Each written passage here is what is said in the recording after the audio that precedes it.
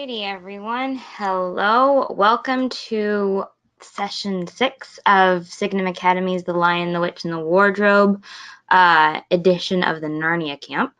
I'm very excited to have you all here.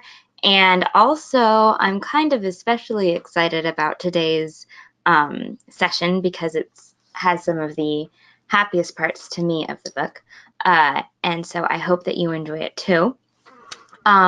We will be looking at 2 chapters as we normally have been.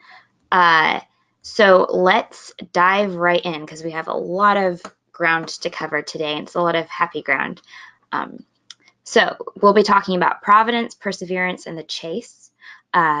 We left off last time with the White Witch getting into her sleigh and the children and the beavers, without Edmund, of course, preparing to flee the beavers' dam to the stone table, knowing that the White Witch was going to chase them. So a chase is happening. Before we go on, though, let's look at these words: providence, perseverance. We understand chasing. So providence. What is the first part of that word? Do we see a word in that word? Provide, right? Yeah. So when we talk about providence, we're talking about being provided for something, somebody giving us something. And we're seeing that a lot in these chapters, and we're seeing the negative of that as well. And then in perseverance, we're just talking about staying power, the ability to keep going when things are hard. And we will see both of those things happening with the chase. So that is our preview. We're getting in provision and hope. We have mentioned hope so far a few times, especially when we introduced Aslan. But today we're going to be comparing and contrasting hope, the two crowds' hope. Remember, we've been talking about the beavers and Mr. Tumnus and Aslan and Peter, Edmund, Peter, Susan, and Lucy on one side, and then we have the White Witch and her minions and Edmund on the other side. The White Witch's camp have proven to be cruel and selfish and deceitful when they're trying to get their way, and Aslan's camp has proven to be full of people of character who stand by what's right and try to be honest and kind, or stick to what is true and good. So we have these two sides going, and that's the context for today's session, and the context for looking at how they are provided for and what their hope is in. All right, so here's a picture that I like of Mr. and Mrs. Beaver getting ready to go. And as always, if you have any questions or comments throughout, just type them into the question box, and I'd love to address them.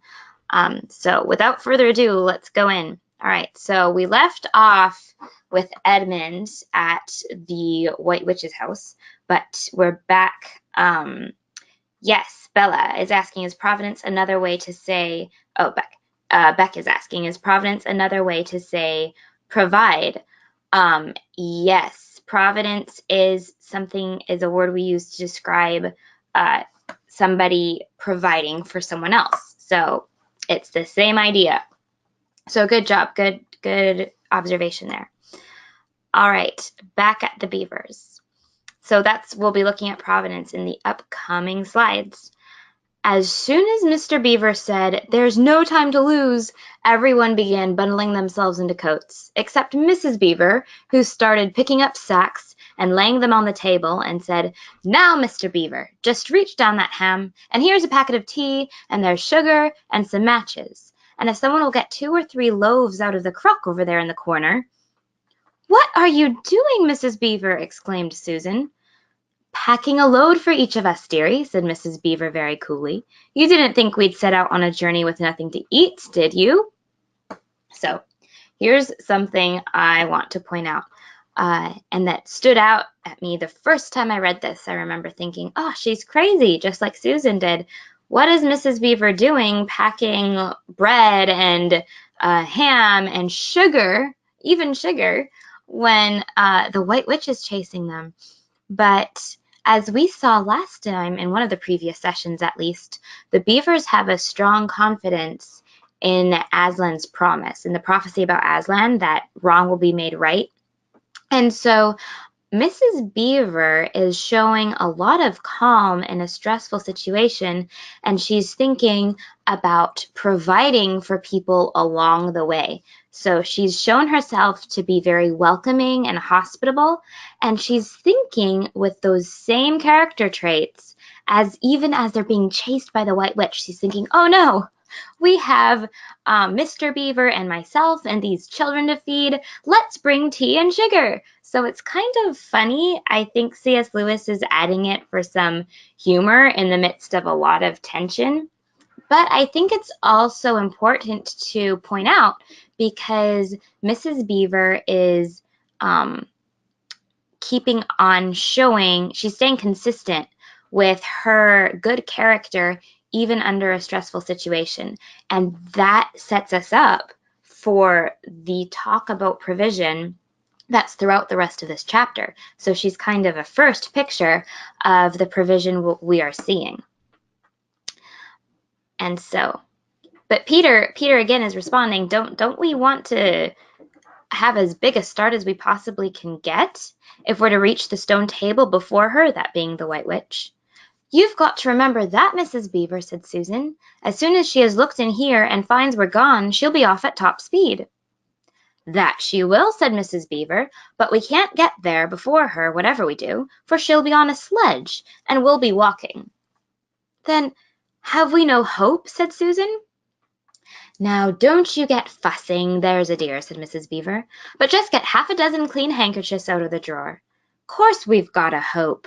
We can't get there before her, but we can keep under cover and go by ways she won't expect, and perhaps we'll get through.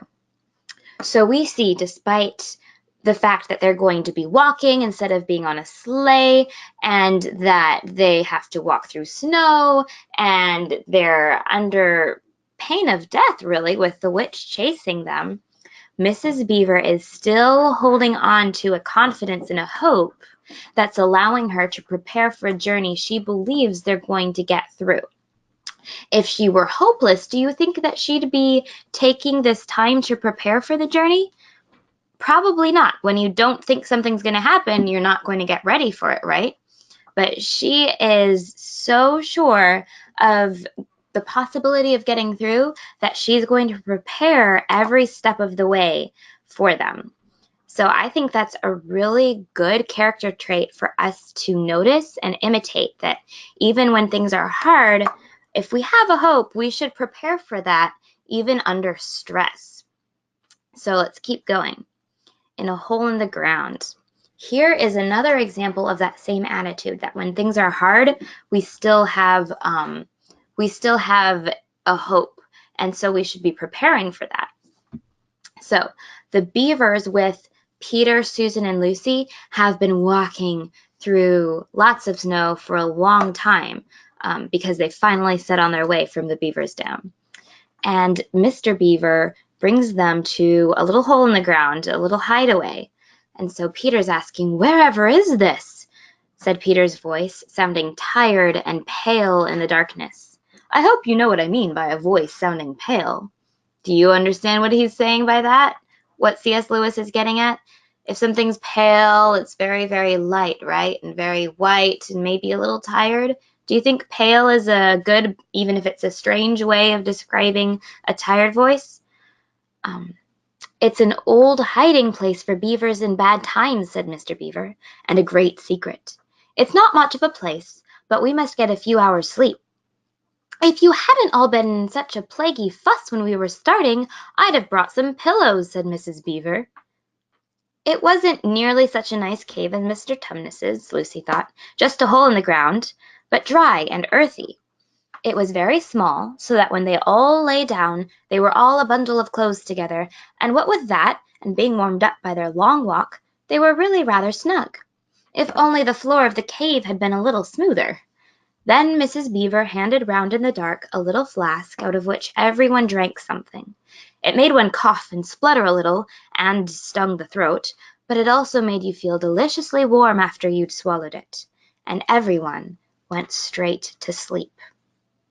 All right, so we see that they finally get into a shelter after showing a lot of perseverance through the snow. I skipped that part of the chapter for the sake of time, but C.S. Lewis describes their trek rather well, showing how tired they were. So by the time they crawled into the hole in the ground, they were exhausted. And as we just saw, they were pretty appreciative both of Mr. Beaver's resourcefulness in getting them to a hideaway and Mrs. Beaver's resourcefulness in preparing some food for them and some drink for them so that they could sleep better than they would have. And let's go back up to that first slide. Mr. Beaver had said that this hole in the ground was a hiding place for beavers in bad times. So these beavers have been through bad times before, and they have prepared during those bad times before for bad times ahead. So we see that the beaver's confidence is a very wise sort of confidence. They believe that they're going to see hard times, so they're not unrealistic. They know that hard times are coming, but they also have enough hope to get through those hard times by so that they prepare hideaways and prepare provision for those bad times so that they can get through the hard times and come out on the other side. Now I have a question for you. Why do you think the beavers have had this habit of preparing for hard times? Of course, they've been under the reign of the White Witch, so hard times are coming, but what do you think was their reason to think they'd get out of those hard times, right? Because if you're preparing to sustain yourself through hard times, you're hoping to get out again, right? So what is, do you remember the hope that they've been having for this whole long season of Narnia's winter? What are they hoping in? Why do they think they have a chance of getting out of this winter time? We'll answer that question further down, but if you can think of the answer beforehand, feel free to type it in the question box and we'll look at it then. All right, going back to the story. Were the children and the beavers tired? Yeah, of course they were tired. They've been trekking through the snow. But were they contented? Yeah, they weren't comfortable. It wasn't their favorite place to be, but they were happy. They were all right. They were well taken care of because of the beavers' wisdom and because of their perseverance and trust. They were all hoping in the possibility that they would get through this journey, this chase away from the witch, right? And that gave them the ability to keep going. That gave them the perseverance they needed. So we're seeing this pattern that hope gives perseverance and wisdom to provide for the journey. So despite their discomfort in the cave, remember Lucy is wishing that it had a smoother floor, they're still able to be rather warm and sleep and get ready for the next day. So when we are going through a hard situation, we need to know what our hope is, and we need to prepare for the journey along the way. And that completely changes the way we approach a hard time. All right, I've got some questions. Jubilee is asking, what does plaguey mean? Oh, that's a good question. Let's go back up to that slide quickly. Is it here? Yes, a plaguey fuss. All right, do we see a word within that word? It's spelled kind of strangely, but it is plague. So a plague is a wasting disease that hits a lot of people, right? Or it can be a farming plague too, where a sort of disease hits the crops and you lose all the crops. So basically, it's something that's very, very bothersome. So Mrs. Beaver is saying, if you weren't being such a bothering fuss, if you weren't bothering me to keep rushing through things, I would have remembered to bring pillows. So that's just kind of a funny way of her saying, you were rushing me too quickly, so I couldn't bring pillows, and now you're having to suffer for it because you'll have to sleep without pillows. But that's where that word comes from a plague. All right, Bella is typing in that she thinks the beavers hope and the reason why they're feeling confident on this journey is because they're believing the prophecy that Aslan is coming. And I think she's exactly right. I think the reason they are able to be wise enough to prepare for the journey and persevere through the hard times is because they really, really believe that Aslan is coming and he's going to make everything right again. So whenever we see these characters preparing for a hard time, which we will see again, they are placing their hope in Aslan and in the idea that things are going to be made right again. So again, that's a good example for us. We need to know what we are placing our hope in or what we're hoping for, and we need to realize that that hope is what's going to give us perseverance through a hard time. So that's a really good trick for getting through difficult seasons, is knowing what you're hoping for after that season and preparing for it. So we've been talking about hope a lot. We remember that the hard thing about Narnia, the problem that Narnia is facing right now, is they're being ruled by a white witch who is making it always winter and never Christmas. But things are changing in this chapter. So we are going to see a thrill of hope. And yes, that is coming from A Christmas Carol because, as you see in this picture, we are going to meet a character who's extremely Christmassy. All right. So the beavers are in the cave, as we have just seen, but they hear a sleigh, and they're quite worried that it could be the White Witch. But they hear some very different news instead. "Come on!" cried Mr. Beaver, who was almost dancing with delight. "Come and see! This is a nasty knock for the witch. It looks as if her power is already crumbling." "What do you mean, Mr. Beaver?" panted Peter as they all scrambled up the steep bank of the valley together. "Didn't I tell you," answered Mr. Beaver, "that she'd made it always winter and never Christmas? Didn't I tell you?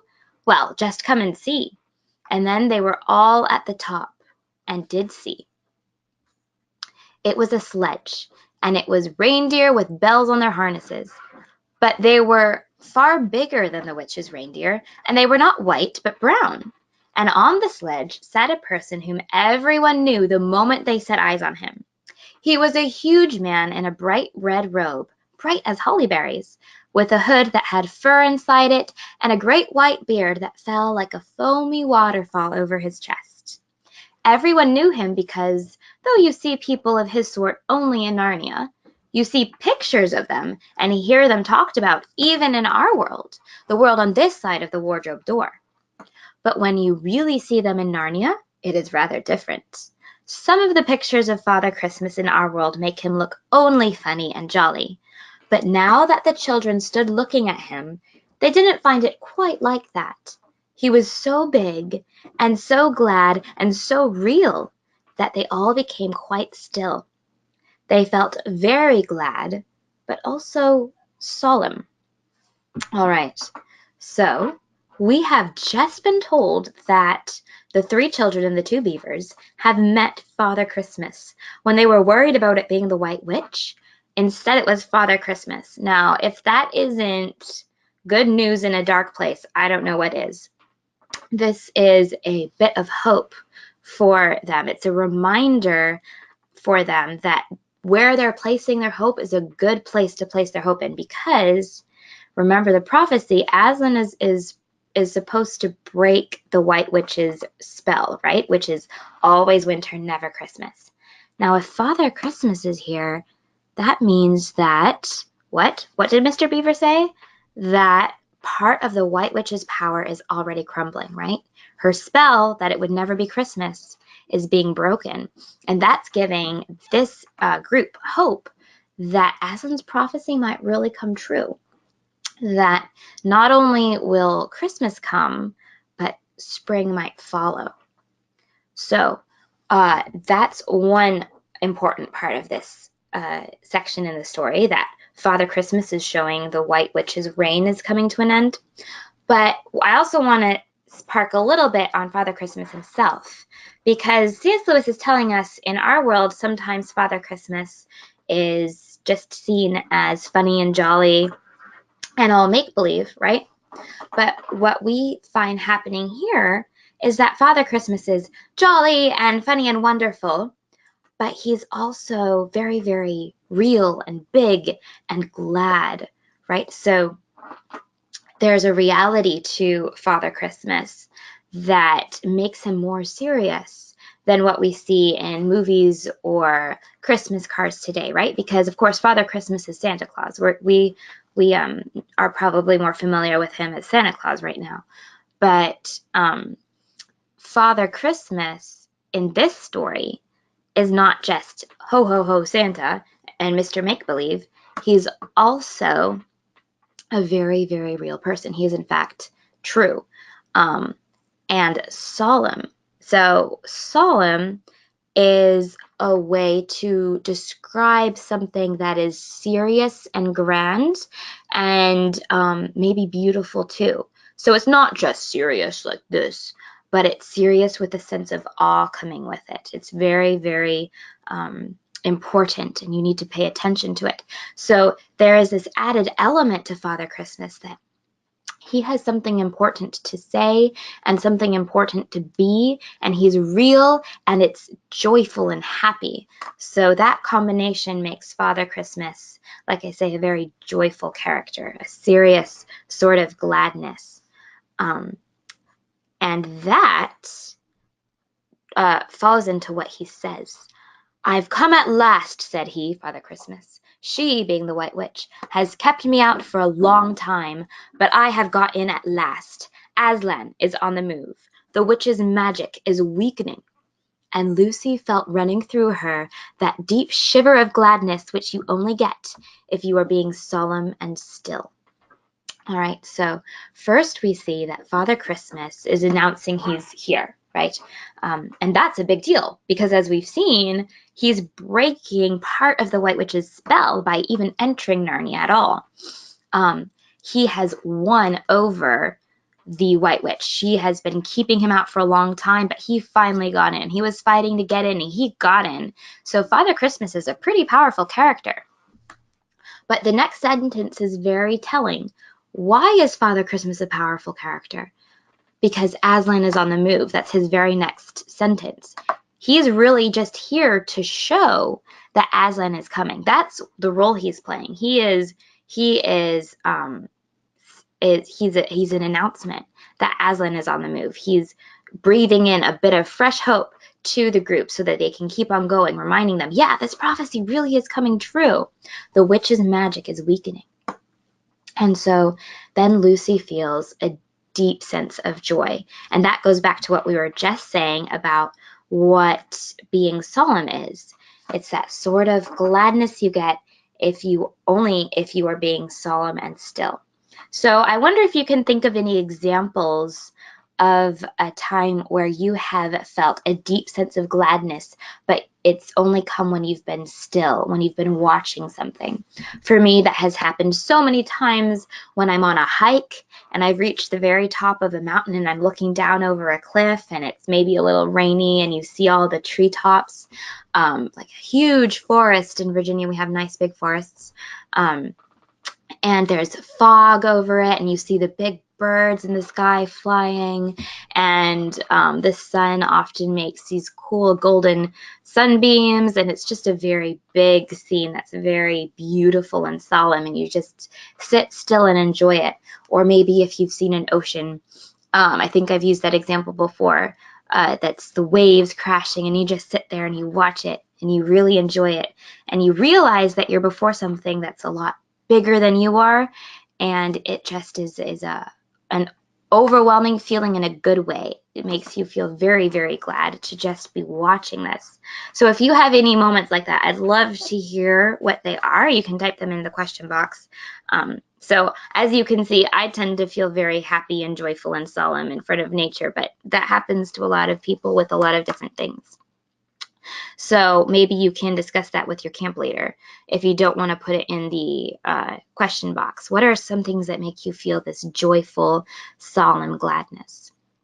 All right, so we've seen one role of Father Christmas. He's coming to breathe fresh hope into the beavers and Peter and Susan and Lucy that Aslan really is coming. So he's giving them hope for future perseverance, for the ability to keep going.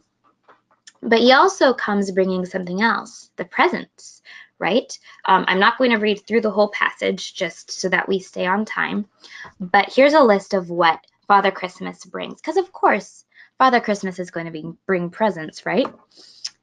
So to Mrs. Beaver, he brings a new and better sewing machine.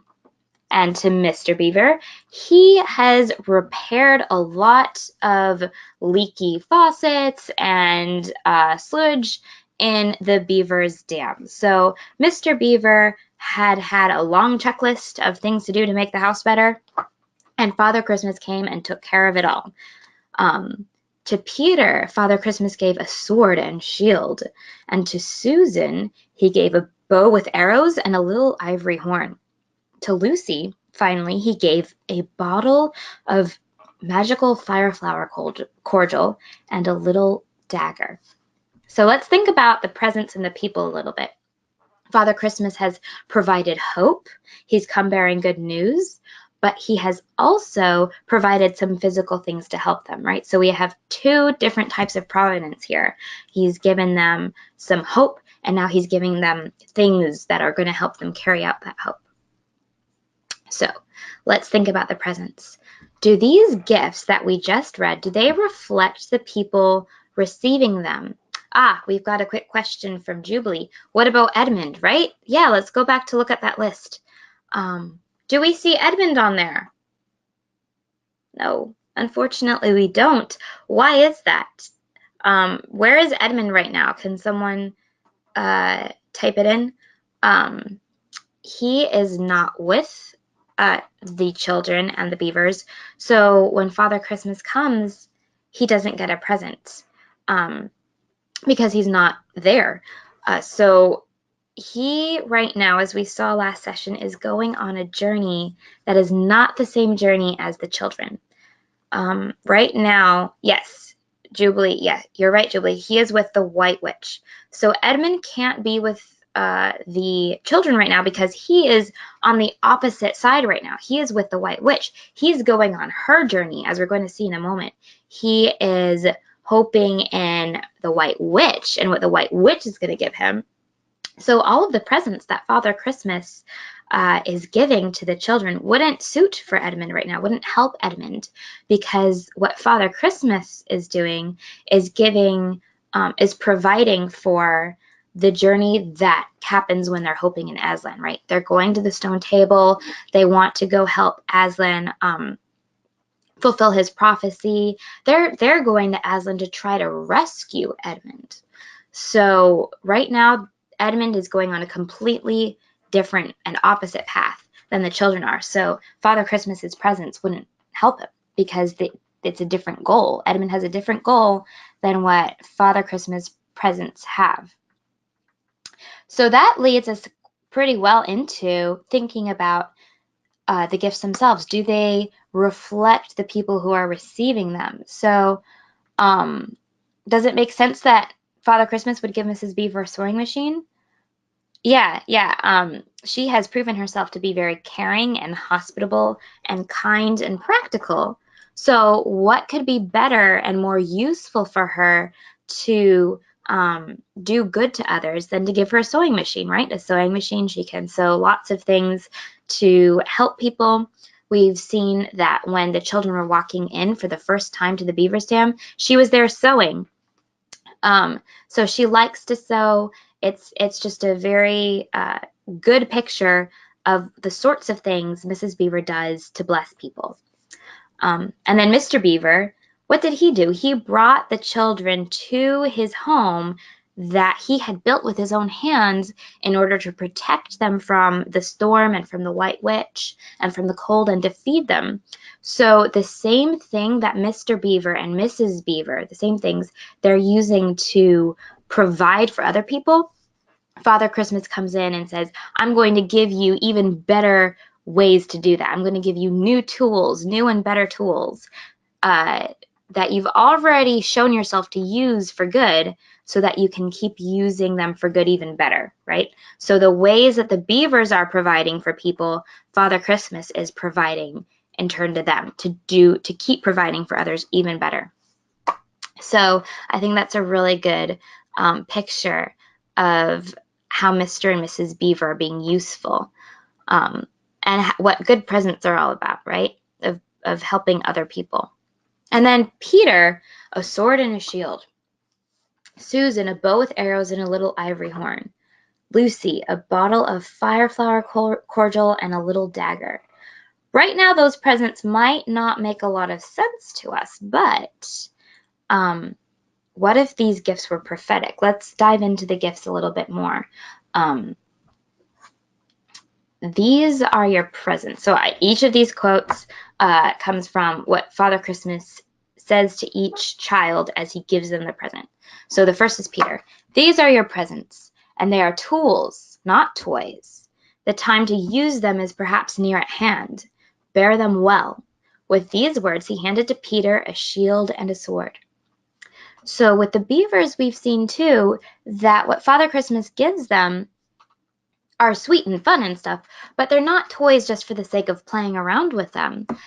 Father Christmas gave to the beavers tools they needed and were already using to do good for other people.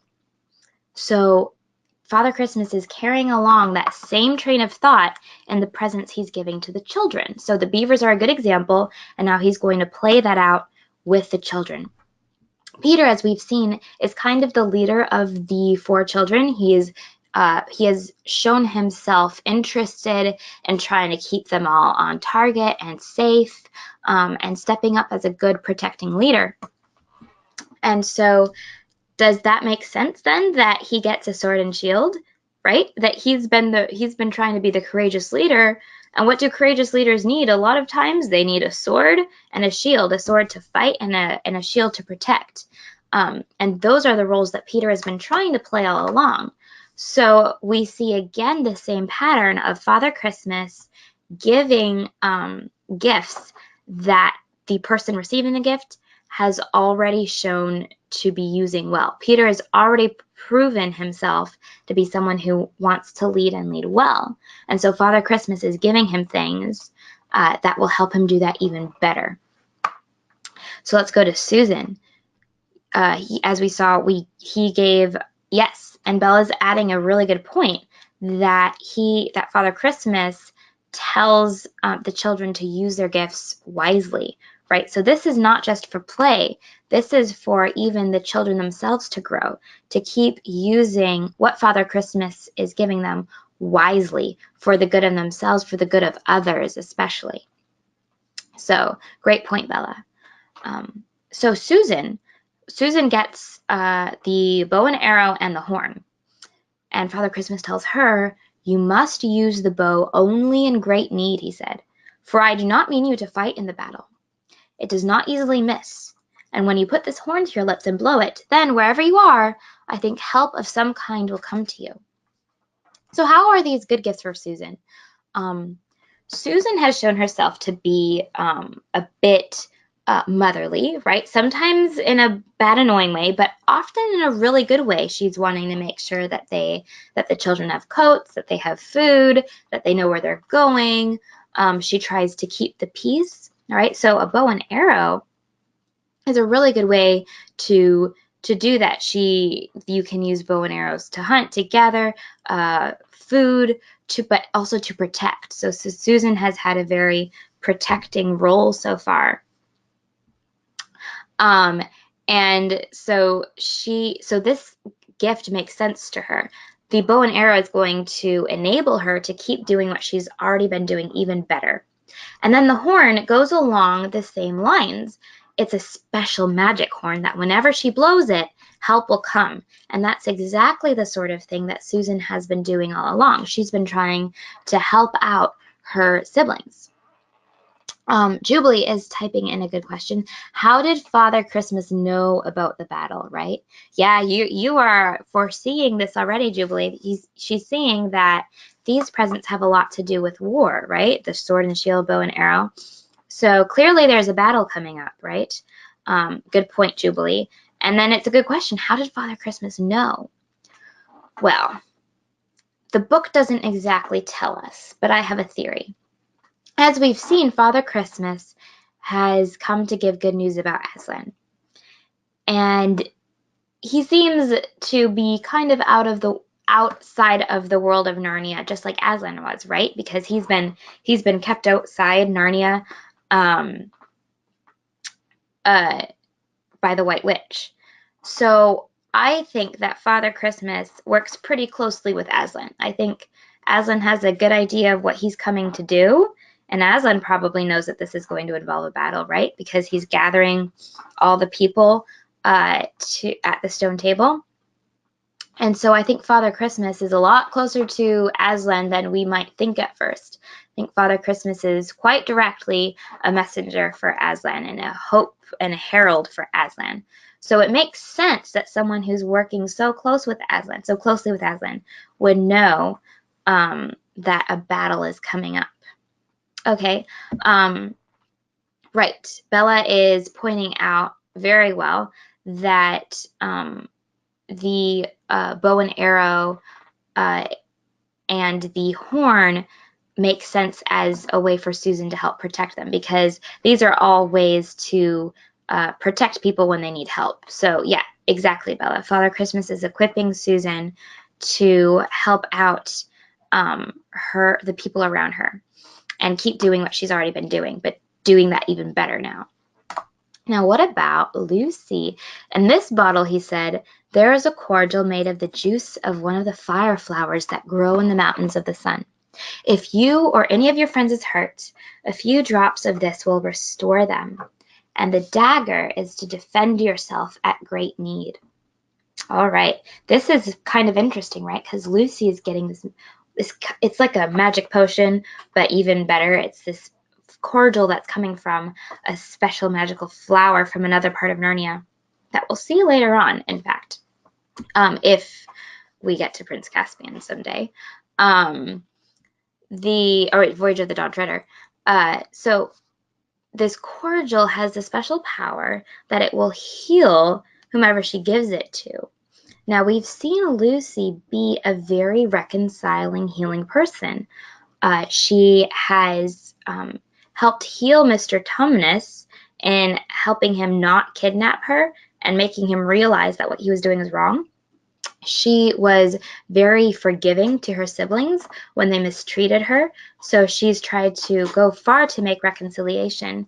And she's shown a very trusting, healing spirit just between the Narnian world and her own world itself, right? So it makes sense that she's going to go about healing people with the kindness and honesty that she's been showing already. But then she's also given a dagger.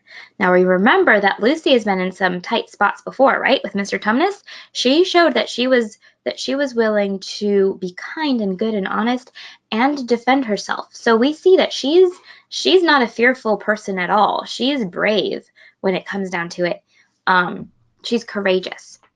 And so it makes sense that Father Christmas is able to trust her with something like a dagger because he knows that she will only use it for good.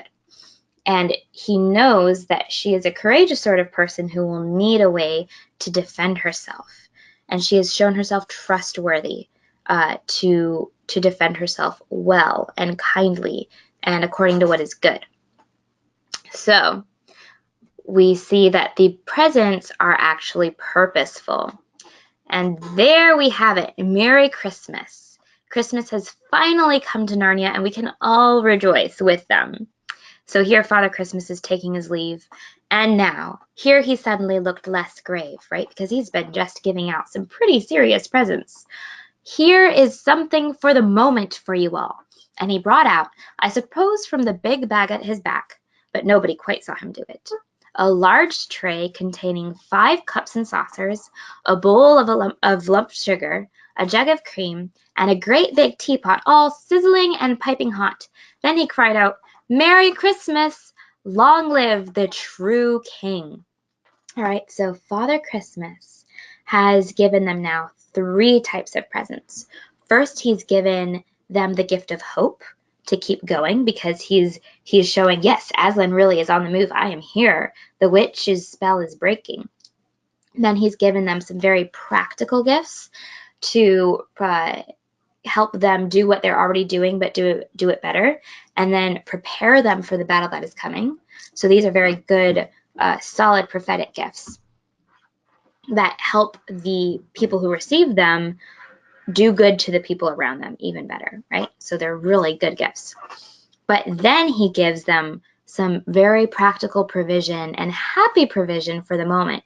It's not just that he gave them, kale and bread, or, just something that is really, really good for you and will keep you going, right? Bread and water. He gave them cream and sugar and tea, things that are happy. He even brought cups and saucers, right? And it's for them to enjoy in the moment. So hope for the future, provision to bless people, and then provision for the moment, a happy provision for the moment. Father Christmas, as solemn, as serious as everything is that is going on, he wants them to enjoy the moment. And that's something we see in Narnians a lot. The Narnian spirit, things can be going haywire, but you are going to still enjoy the moment. Just like Mrs. Beaver was doing while she was wisely preparing for the road up ahead at the very beginning of the session, how she was trying to gather packages for everybody to carry, to provide for them. That was wise, and she was laughing while she was doing it, even though they were under pressure that the White Witch was chasing them. It's the same sort of idea here. Father Christmas wants them to still enjoy the moment, to even though things are technically kind of crazy, right? The White Witch is still chasing them, but he's just brought them hope, and that hope gives them strength to enjoy the moment. So they get to sit down and have tea. It's a very Narnian thing to do. All right. So let's contrast all of that hopeful, happy, serious joy and Father Christmas with what is happening with Edmund. He, remember, has betrayed everybody for the sake of being made prince by the White Witch and eating Turkish delight as much as he wants. He has ditched everything. He's ditched his siblings. He's turned his back on Aslan. He has sacrificed the well-being of his whole family, and he's set the White Witch on the chase to them. He's betrayed the Narnians. Now the White Witch knows where Aslan is. So he's done a lot of bad things up to this point. And we're going to see that everything he hoped in isn't going to pay out the way he wanted to. All right, we have a comment from Jubilee. Yes, it's sad that Edmund is missing this part, but it was his choice after all. You have to live with the choices you make, bad or good. Yeah, and so Edmund is right now, that's exactly what's happening, Jubilee. You're spot on. Edmund, we're going to watch him living with the choices he has made. He has decided to reject all of these happy, hopeful, joyful things and go straight for the White Witch, as cruel as she is, and her Turkish delight. So let's see how that turns out for him. Is it worth it to deny what is good in order to get what you think is your way? Edmund, meanwhile, had been having a most disappointing time.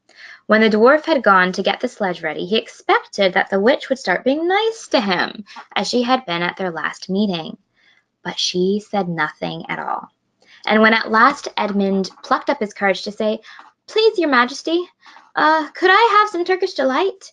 You said—" She answered, "Silence, fool!" Then she appeared to change her mind and said, as if to herself, "And yet it will not do to have the brat fainting on the way." And once more she clapped her hands. Another dwarf appeared. "Bring the human creature food and drink," she said. The dwarf went away, and presently returned, bringing an iron bowl with some water in it, and an iron plate with a hunk of dry bread on it. He grinned in a repulsive manner as he sat them down on the floor beside Edmund and said, "Turkish delight for the little prince! Ha, ha, ha!" "Take it away," said Edmund sulkily. "I don't want dry bread." But the witch suddenly turned on him with such a terrible expression on her face that he apologized and began to nibble at the bread, though it was so stale he could hardly get it down. "You may be glad enough of it before you taste bread again," said the witch. Oh boy. This is not good. Edmund, what did he hope for? He hoped to be made a son and eat Turkish delight. Instead, he is being turned into a slave and has to eat dry bread, and that's all he gets. So let's compare the two hopes right now. How did it turn out for Edmund? Not too well, right? He's a slave with dry bread. He's basically a prisoner right now.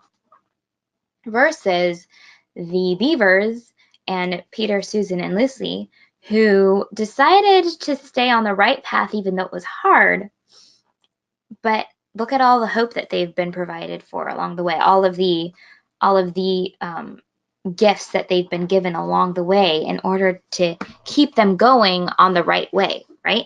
They're in a much better spot from one angle than Edmund is. It looks like the White Witch is powerful. A lot of everything we've seen about Aslan we haven't actually seen yet. We've just heard about it. So it might still, I mean, the children are being chased. But the White Witch's power is proving to be kind of worthless, at least for Edmund. She promised him things she did not give him. It was all a trick. So we see how Edmund was willing to deceive people to get his own way, and we also have seen that the White Witch is willing to deceive people to get her own way. She's playing Edmund. Edmund is her little pawn right now. She is behaving towards him the same way that he has behaved towards his siblings. And so now he's suffering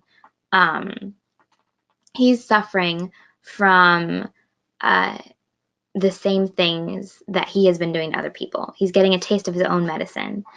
And we see that that path isn't turning out well for him. It's not a good path to follow. When you abandon and give up things that are true and good in order to get your way, you end up getting neither what is true or good nor your own way and really being able to enjoy it.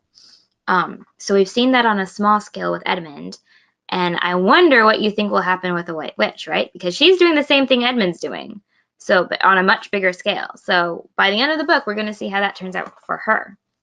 Bella, you're making a good comment. Yes, that he wasn't supposed to eat the bread again because I can't say. We're not going to spoil it for everybody who hasn't read the story yet, but you are so right, Bella. We will find out why she is saying he might not have bread again.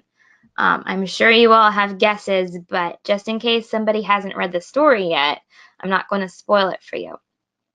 All right. So here we have a quick slide showing how mean the queen is. She tells the wolves to go to the house of the beavers and kill everything they find there, right? I mean, thankfully we know that the beavers are no longer there. The children are no longer there. But she's willing to kill. Like, C.S. Lewis is showing us just how cruel this White Witch is. She stops at nothing. And so the wolf obeys. Mulgrim, the chief police that we saw arrested Tumnus, he's going to go kill the beavers. At least that's what he's set out to do. All right. So let's keep looking at some of these comparisons and contrasts. As we've seen with the children and the beavers, they were able to persevere through a really long walk in the snow. But here we have Edmund, who was even on a sleigh, but he can't take that. He's exhausted and he has no hope for rest. Soon Edmund was wet to the skin, and oh, how miserable he was. It didn't look now as if the witch intended to make him a king. Oh no. All the things he had said to make himself believe that she was good and kind, and that her side was really the right side, sounded to him silly now. He would have given anything to meet the others at this moment, even Peter. The only way to comfort himself now was to try to believe that the whole thing was a dream and that he might wake up at any moment. And as they went on, hour after hour, it did come to seem like a dream. So Edmund has no way to persevere well. He doesn't have a little hole in the ground to rest in. He just has his own misery and regret over what he's done. And we saw that his fallback approach to life is to try to trick himself into believing what he wants. So at first he was trying to trick himself into believing that the White Witch was good. Well, that idea was a fail. She's clearly cruel and is willing to kill his brother and sisters.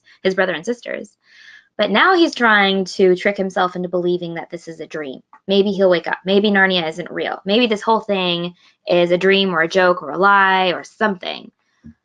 That's the only way that he can cope with the fact of what he has done and with who he's ended up with the White Witch. So Edmund, who was just trying to get his own way no matter what, is in a much worse spot than the children, than Peter, Susan, Lucy, and the Beavers. All right, but let's take this one step further. We have seen how Father Christmas brought joy, right? We saw how the first contrast, the Beavers were able to provide for the children with the food they packed and the hole in the ground that kept them dry and warm. But Edmund, he was looking for sonship and Turkish delight, for being made a king and lots of good food. He got nothing. He was turned into a slave and was given dry bread and water. So that contrast doesn't look too good for Edmund. Now we're going to contrast the Father Christmas aspect, right?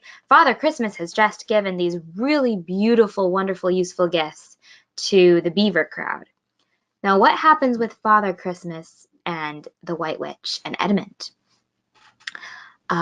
Yes, Ruth, you're right. Yeah, Ruth is coming up with even more reasons why she thinks Edmund won't get bread. Yeah, because so Bella is thinking that the witch is going to kill him.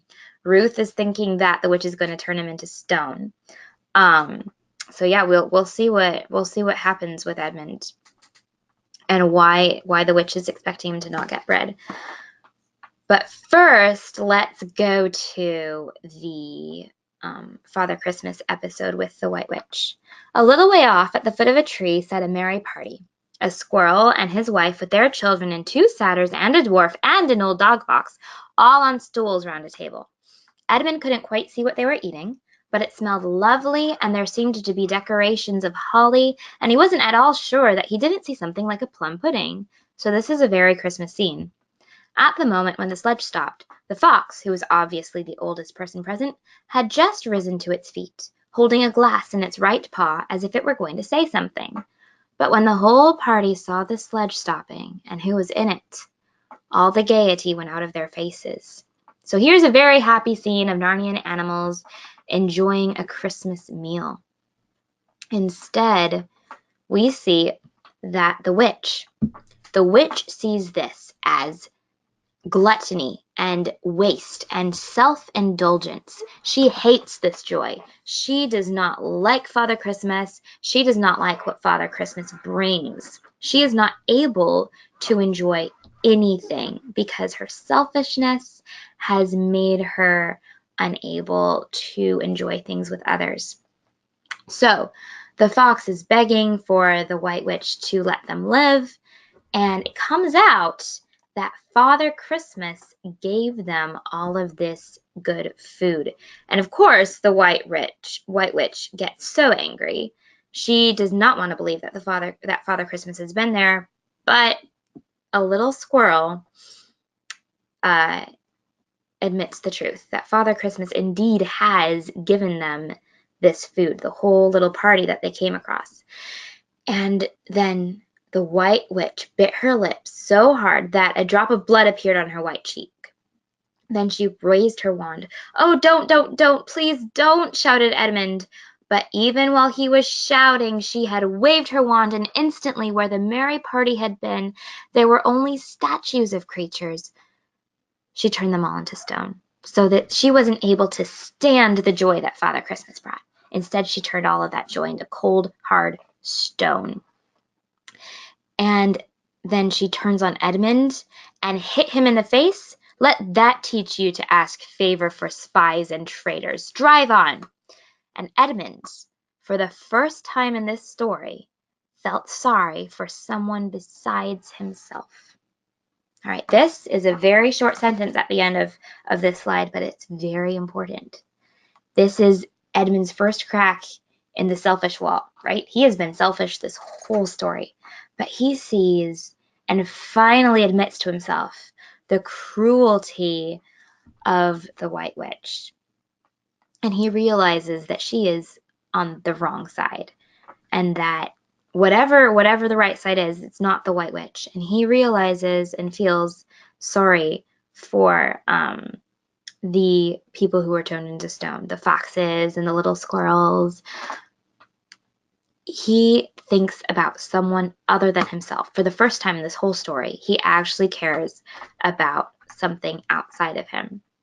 And he is feeling compassion towards them. These are good things to have, that he's feeling kind and compassionate. He was even willing to stand up for them. He got hit in the face by the White Witch because he realized enough that that was wrong. What the White Witch was doing is wrong, and she was bullying those people. Now, who does that remind you of, what Edmund just did? It kind of reminds me of people like Lucy and Peter, who were willing to suffer, stand up for the right thing and suffer the consequences. Edmund just suffered the consequences for beginning to align himself with what is good, that it was wrong for the witch to do what she was doing. Yes, you're right, Ruth. Yes. There is way more to the Edmund story than what we get to see today. So hang on tight, because we're going to find out. And interestingly enough, it's right when Edmund loses his selfishness, or begins to lose his selfishness, that spring comes. All right, so we're running out of time, but I want you to go, if you haven't already, go to the end of this chapter and read how C.S. Lewis describes the coming of spring. First, it sounds like water. Edmund realizes that water is coming, right? So as soon as he's stopped being totally selfish, spring starts to come in, right? We see across Narnia, of course, that there are a lot of things happening to bring spring into Narnia. Aslan's on the move, Father Christmas has come, the children are in Narnia, but thinking just in Edmund's story, all of those things are working out so that at the exact time that Edmund finally begins to think about somebody other than himself, spring starts to come. And that's really, really cool, how in the middle of a big story, one person's story is really, really clear. The timing is just right, that Edmund begins to lose his selfishness, and then spring starts to come. Water starts flowing, and of course when springs, water, rivers start to flow, flowers can grow. So C.S. Lewis describes all of these flowers that maybe you're not familiar with anymore, but a lot of these flowers are flowers that are known to come up at the very beginning of spring. So sometimes they can even push up through the snow. So these are very strong, courageous, hopeful flowers, kind of like the Narnians, right? We see spring finally coming. Yes, Bella, I love these scenes too. It's just beautiful. So if you have the time, go back and read them or reread them. So snowdrops, they're called snowdrops because, I mean, they look like snow, but they can also push through the snow. You can take someone with you, get an adult to maybe show you some snowdrop pictures from the internet, and you'll see often they're pictured coming through the snow, and it's just a really powerful picture. And so we're gonna close up with "This is no thaw." The White Witch's power is truly crumbling, and nobody can deny it. There was no trace of the fog now. The sky became bluer and bluer, and now there were white clouds hurrying across it from time to time. In the wide glades there were primroses. A light breeze sprang up which scattered drops of moisture from the swaying branches and carried cool, delicious scents against the face of the travelers. The trees began to come fully alive. The larches and birches were covered with green, the laburnums with gold. Soon the beech trees had put forth their delicate, transparent leaves. As the travelers walked under them, the light also became green. A bee buzzed across their path. "This is no thaw," said the dwarf, suddenly stopping. "This is spring.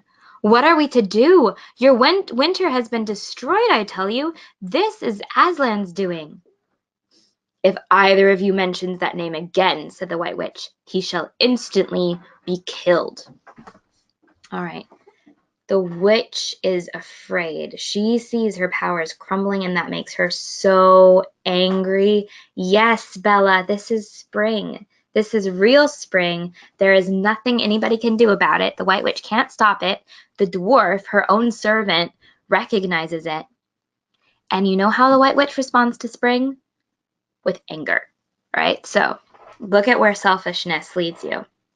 Something as beautiful and glorious as spring, she's just upset. She's just angry. It's threatening to her. All of this beauty threatens her. All of the joy that was from Father Christmas's feast, that threatens her.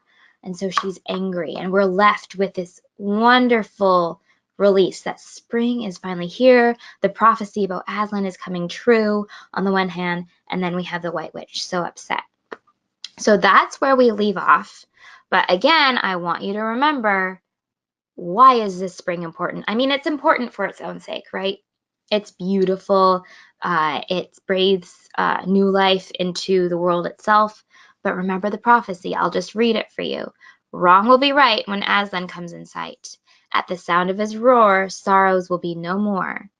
When he bares his teeth, winter meets its death. And when he shakes his mane, we shall have spring again. Yes. Spring means so much more than just spring.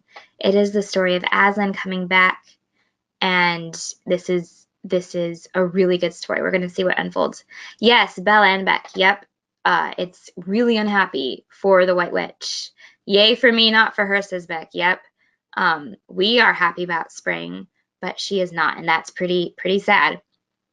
But we can be happy if we are more like the beavers and the children, right?